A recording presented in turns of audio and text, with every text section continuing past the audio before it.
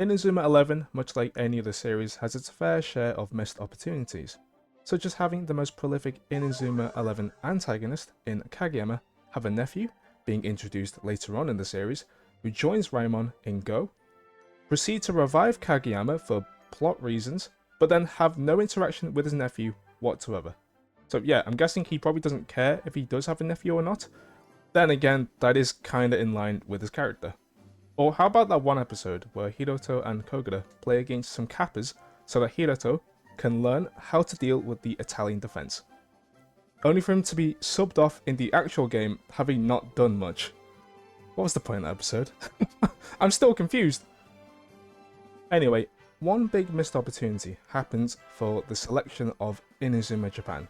Now, don't get me wrong, I love the selection for the team in Season 3 and understand that it is hard to balance out meaningful screen time for almost every single character, but one character I would remove would be Kogura. I do feel bad for him. He has some decent moments in Season 2, and his Hisatsu is quite unique. However, for Season 3, he doesn't get a single new Hisatsu, and one of his moments of screen time is shared with Kageyama and Kurimatsu in the match against Argentina. So instead, what if they chose a different defender? What about Nishigaki? Nishigaki could have been introduced in Season 3 in two separate ways, either being on the American team or the Japanese team. In the games, it's mentioned that Ichinose and Domo were both eligible to play for Japan, but they chose America. The same thing could have been done for Nishigaki, because I'm going to use the same logic and just assume Nishigaki had the same option. The problem is though, he wasn't chosen for either the Japanese team nor the Americans, so he's kind of left out. I think plot-wise, him being on either team could have fit well. But the American one, remember, in Season 1 he was up against Ichinose, Domon, and Endo, his two childhood friends and the main character of the series. In Season 2 he was part of the Dark Emperors, and yet again he was pit up against the same trio. Season 3 could have wrapped up, Endo going up against the childhood trio, finally getting together and possibly making a return or adjustment to their classic Tri-Pegasus/Phoenix. On the flip side, because Nishigaki has been on the team against Endo multiple times, he could have been influenced maybe by Domon himself or even Ichinose to be on the team with Endo, much akin to Kido being asked by Goenji to experience what it's like to have Endo watch out for his back.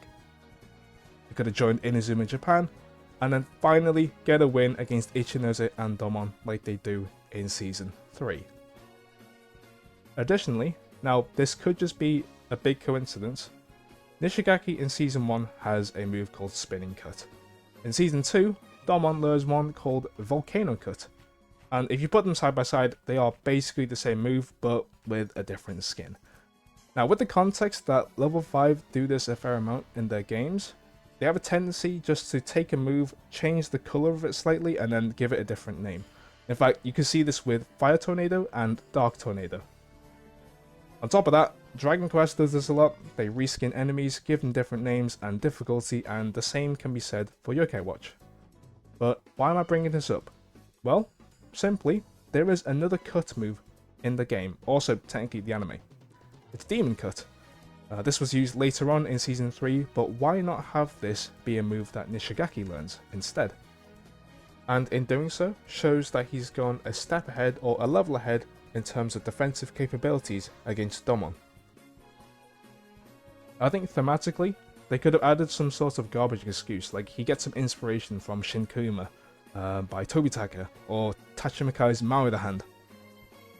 And I'm definitely not bringing them up because I love those two Hisatsus, absolutely not.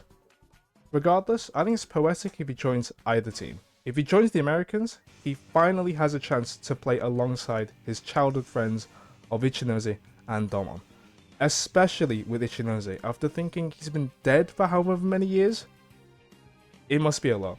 Otherwise, if he joins the Japanese team, he's alongside Endo, and he can use some pop-off Hisatsus against a very aggressive American team with Dylan, Mark, and Ichinose attacking. He can show off, much like Ichinose did alongside the Americans. Now, personally speaking, when I played Team Ogre Attacks, I tried to get him on the team as soon as possible when you could have. Sadly, I'm pretty sure you can only get him after you go against Unicorn, which is the American team. You then have to do this stupid gacha machine, and then you have a chance of getting him, basically. And once I did, I added a bunch of technical machines, or whatever it's called, that allows them to learn certain moves. I gave him, I think, Planet Block or Asteroid Belt as a block Hisetsu, as a reference to his time as a member of the Dark Emperors. Other than that though, do you have any moments from Inazuma 11 that you believe was a missed opportunity? If so, leave them in the comments. I don't know, like Asato and Heizuki not bonding as much and learning a combo move like Shining Penguin, which apparently is exclusively from the manga, which I heard. Anyways, thanks for watching. If you enjoyed, please subscribe and have a nice rest of the day. Also, rest in peace, Hikaru. Dead in his uncle's eyes.